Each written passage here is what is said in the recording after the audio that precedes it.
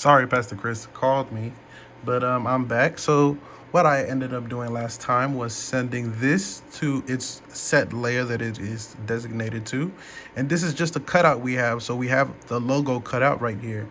Then we have our screen background. So now that we have this cutout and is on alphabet, any background we put underneath it. So I just selected another one of our folders for our backgrounds. Our backgrounds are separated by folder by color, as you can see. So we have red, orange, yellow, green, blue, purple, pink, and white. If I were to select one of these backgrounds, any background, and put it in the layer directly underneath this alpha matte cutout, and I mean to add a second pair of these layers. I'll do that in a second.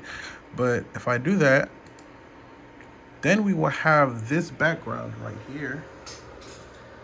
And the background will literally take the shape of the cutout that you have created. So you can literally add any background, any cutout, and put that background inside of that cutout, and then you have media playing in there. And it is not limited to cutouts. It can also be video cutouts, basically, where you have a transparent background and a video playing. And you can basically have this picture moving and play a background inside of that cutout. There's so much you could do with this. It just depends on the media that you have, the content that you have, what you have at your disposal.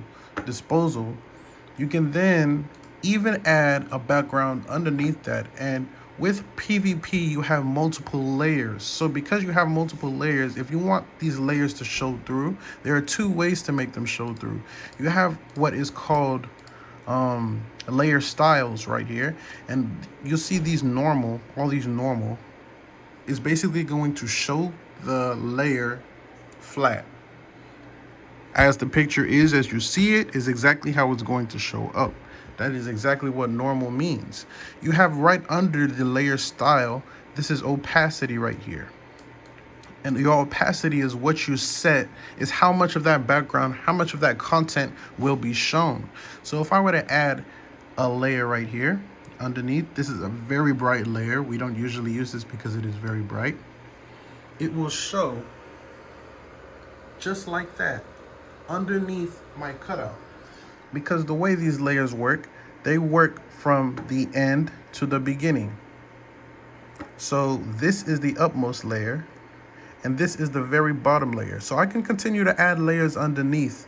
I can continue to add content underneath, and these will only show up underneath this. So if you have this at normal, and if you have this at 100%, anything that I add underneath won't even show through until I take down the opacity. Once I take down the opacity, it will begin to show through, as you can see. That's one way of getting something underneath to show through. Another way of getting something underneath to show through is to change the layer style. This is something you don't want to do in the middle of service.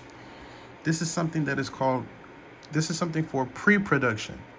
If you change the layer style to any of these layers, apart from these are mattes, what we have right here. Now a matte will be like a cutout. It basically looks specifically for a certain color, a certain brightness, or the alpha of that layer. And that is specifically what it will show on the screen. So it'll basically cut that out. That's all that does. Then you have dissolve. You have darken, multiply. You're going to have to go through all of these layer styles on your own to see what they really do and what they look like.